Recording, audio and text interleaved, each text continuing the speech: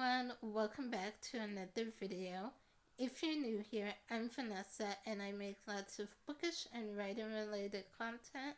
So if that's something you're into, stick around and don't forget to hit that subscribe button. So in last month's video, I talked about one of my favorite tropes, enemies to lovers, and gave you guys some book recommendations based on that trope. I got some positive feedback from that video, so I thought I'd continue with that series and share with you guys some of my other favorite tropes and recommend some books that follow that trope. So today I'm talking about Unreliable Narrators, one of my favorite tropes.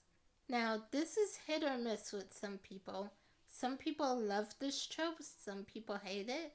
But if you're like me and you love it, then let's talk some books. First up on this list is the Dyer series by Michelle Hodgkin.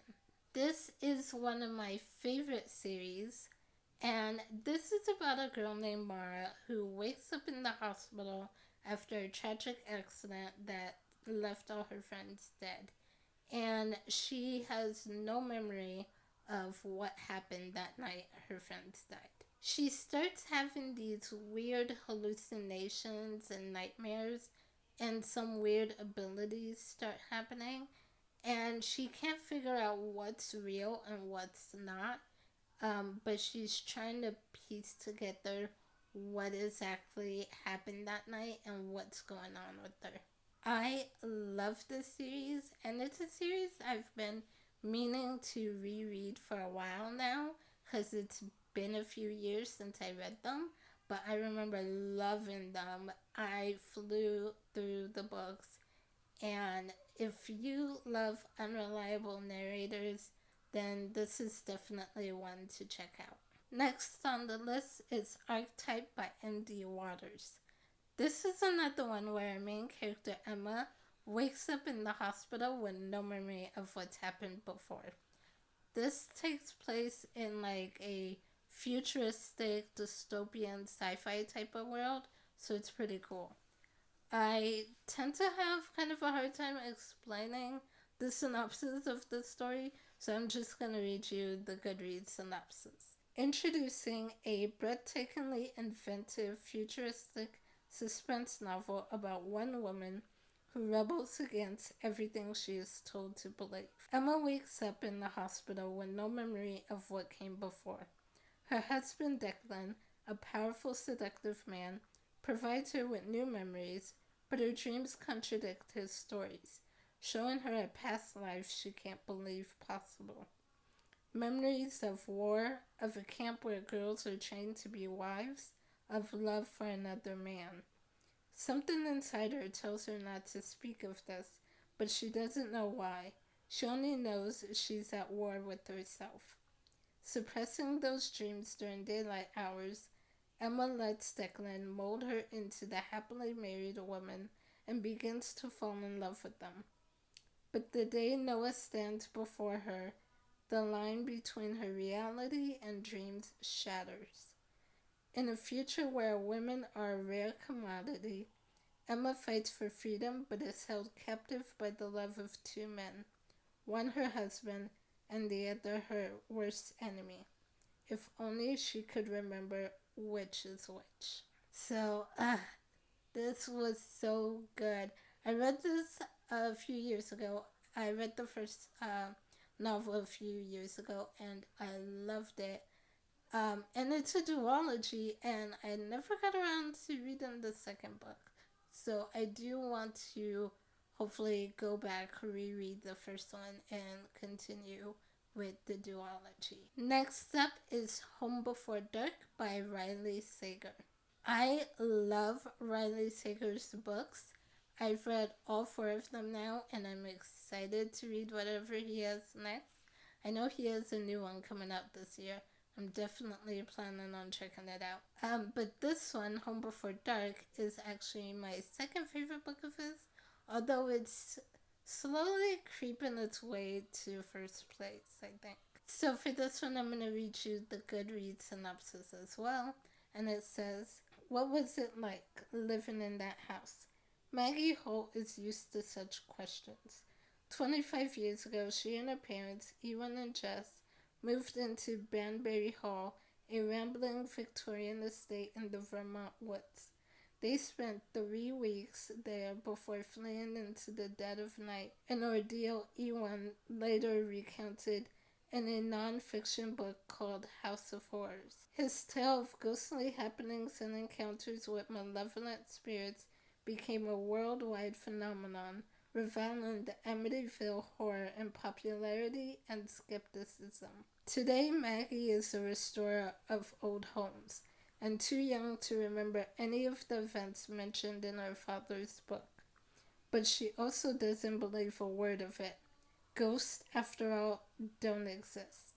When Maggie inherits Banbury Hall after her father's death, she returns to renovate the place to prepare it for sale. But her homecoming is anything but warm.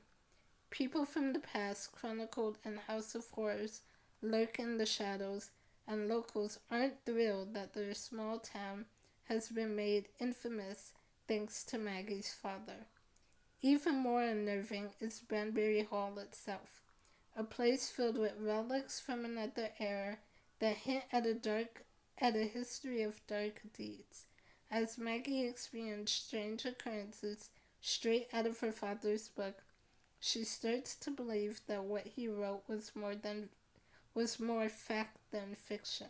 So, with this book, we get 2 point of views. So we get Maggie, present day, renovating the house, and then we get excerpts from her father's book of what happened to their family in the past. I loved how this was written. I thought it was well done. It really gets you thinking, like, okay, so was her father telling the truth? Were there really ghosts in this house? Was it haunted? What's going on? What happened when they were living here?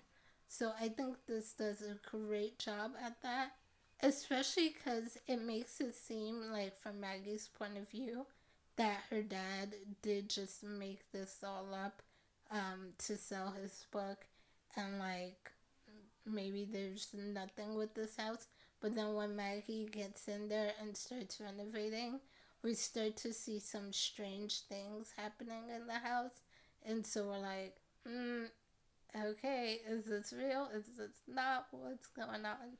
So I loved how Riley played around with this trope, and this is definitely one I'd recommend.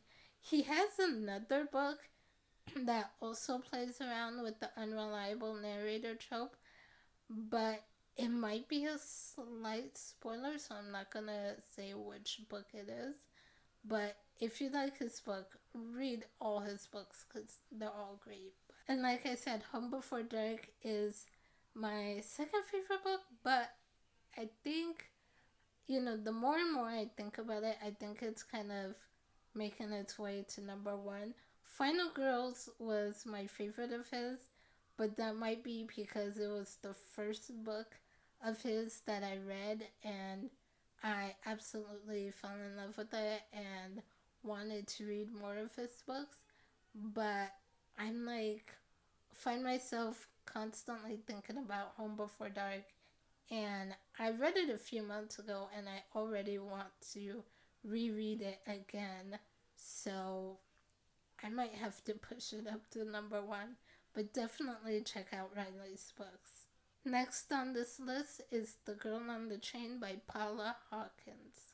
This is about a girl named Rachel who takes the train every morning to and from work, and on the way there's a stop that the train makes where she passes by and sees this house with a couple in it, and she started making up stories in her head about the couple and what their lives might be like and how they are.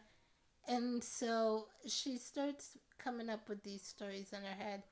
And then one morning on her commute, she sees something shocking happen. And from there, she kind of inserts herself into these people's lives. And so it was a really interesting story.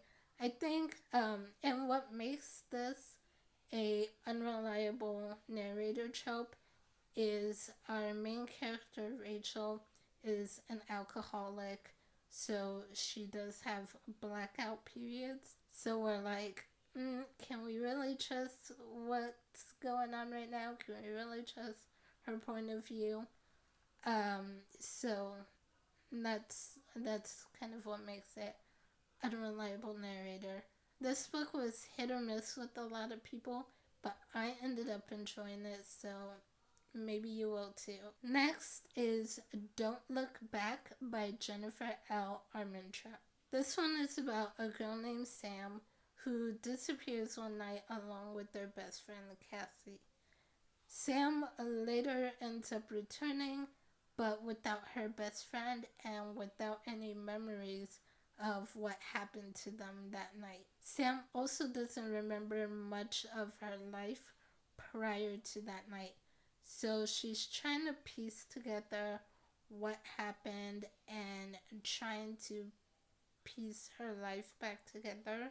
But by doing so, it could put her life at risk again. I was completely engaged with this book and did not want to put it down. I read this book like as I was coming out of a reading slump, and Jennifer L. Armentrout, this is the second book of hers that I read during a reading slump, and it pulled me right out of my slump. So I definitely need to read more of her books. But if you like unreliable narrators, again, this is another one to check out. The last book on this list is One of Us is Lying by Karen McManus. This is one of my favorite YA murder mysteries. So I'm going to read you the short blurb that's on Goodreads, not the whole thing, but the first paragraph. And it says, The Breakfast Club meets Pretty Little Liars. One of Us is Lying is the story of what happens when 5 strangers walk into detention and only 4 walk out alive. Everyone is a suspect and everyone has something to hide. So this book has 4 different POVs that we're seeing from the other 4 kids that were in detention that made it out alive. And I hesitate to say too much else about this book because I went into it not knowing much at all. But obviously, from the title, we know someone is lying. So, definitely an unreliable narrator story because, we don't know who's lying. Definitely, if you love YA, if you love murder mysteries, unreliable narrators, definitely pick this one up. So that's it for this video. Those are some of my favorite unreliable narrator book recommendations. Let me know in the comments below what are some of your favorite books that feature unreliable narrators. And if you like this video, make sure to give it a thumbs up. Hit that subscribe button if you haven't already. I post new videos every other Thursday, so I will see you guys soon. Bye!